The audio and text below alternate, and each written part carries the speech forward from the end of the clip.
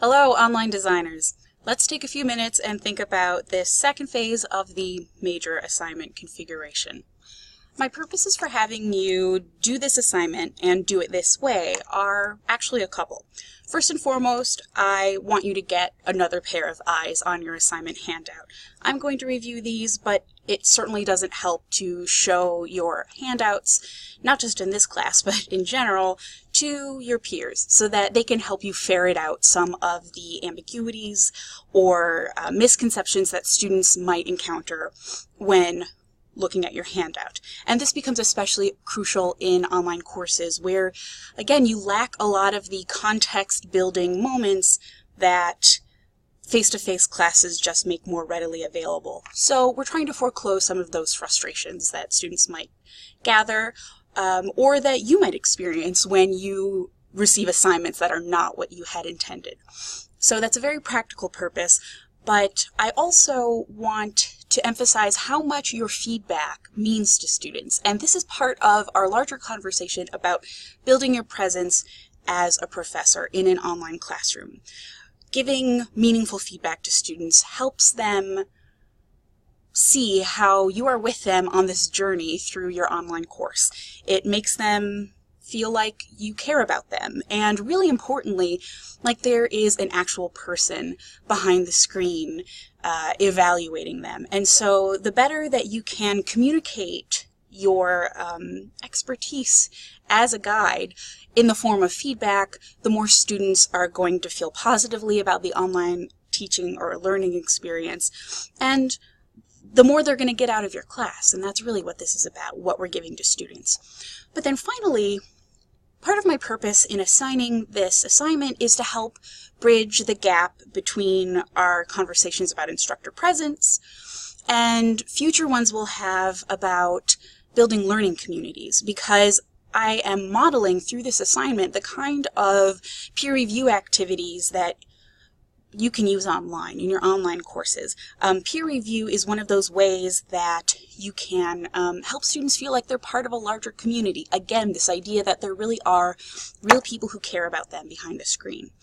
And research shows that what students get out of the process of peer review isn't so much what's important isn't the feedback, the actual advice that they get on their assignments or on their writing, but it just activates this editorial mindset for them where the more that they peer review, the more that they review other people's work, the better they get at reviewing their own. And so that makes them more efficient in their own writing and critical thinking.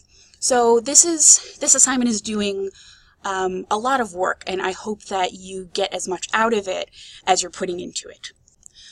Let's talk about the nitty-gritty, that is the logistics for how we'll do this peer review. Each of you has been enrolled in the master course shell of your partner as a student. You also have in your own master course shell that same person enrolled as a student, and each of you has the other's paper in a designated assignment submission folder in your master course shell. So what I would like you to do is provide your peer feedback in your own master course shell as if your partner is a student. And I don't mean psychologically as if they're a student, but go through, use the tools that are available to you as an online teacher in order to deliver your peer feedback. So you have a couple of options as to how you want to do this. Probably the most straightforward way is to download that paper that is in that assignment submission folder and mark it up using the comment feature in Microsoft Word. And the way that you do that is just highlight the text that you would like to make a comment on, and then under the Insert tab, select Comment, and you can type your comments.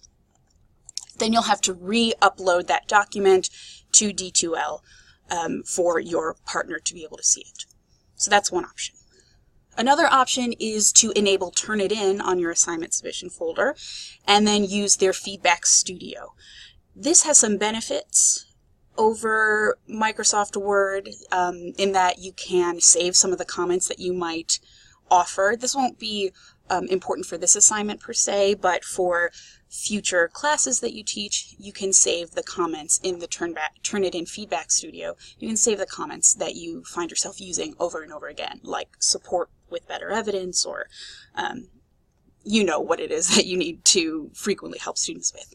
So the Feedback Studio doesn't have an ability to download all of those comments, so you really are kind of trapped in that Feedback Studio, which is a major limitation. All of that work that you've done lives external to your own computer. It lives in the Turnitin servers. So use that with some caution, but this is the way that I do my own grading in the English classes that I teach. So that's your second option. Your third option is, if you have an iPad, you can use the Brightspace Assignment Grader, which I've never used myself. I've heard it works very well.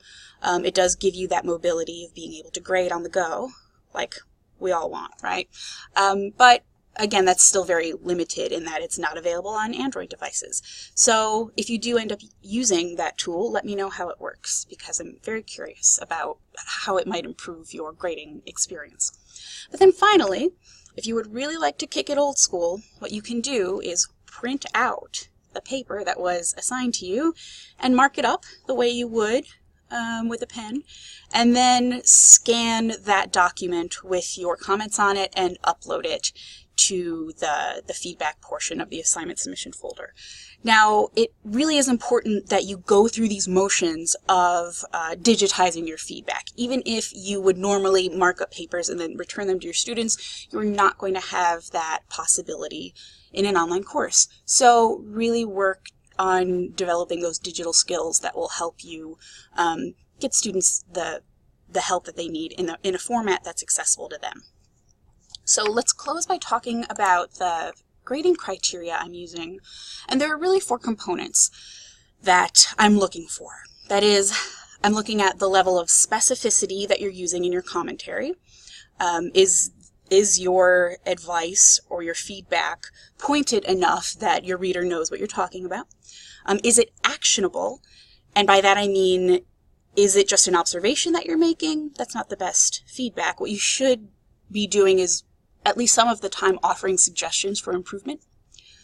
The third component I'm looking at is volume. That is, are you writing enough that someone could actually make a helpful revision to this handout, but are you not overwhelming your reader by having too many pieces of advice such that they don't know where to start? That's probably going to be less of an issue for us as teachers, but definitely an issue for our students. When they see just a waterfall of feedback on their papers, they may get discouraged and not know where to start. So volume is an important part of peer feedback. And then finally, accessibility. And by that I mean logistical accessibility. That is, can your peer actually download, read, access, see the commentary that you've given? And this is a frequent challenge with online courses, in that sometimes faculty are leaving feedback that for certain reasons students aren't seeing. Either it's not left in the right place, or they haven't been published. It's a little box you have to click on certain kinds of assignments. So really just the accessibility dimension is about logistics, right? Can students get your feedback? Can they get the help that they've needed? As always, please do leave any questions on the appropriate discussion board in our course. And I hope that this assignment really helps you think about your presence as a professor.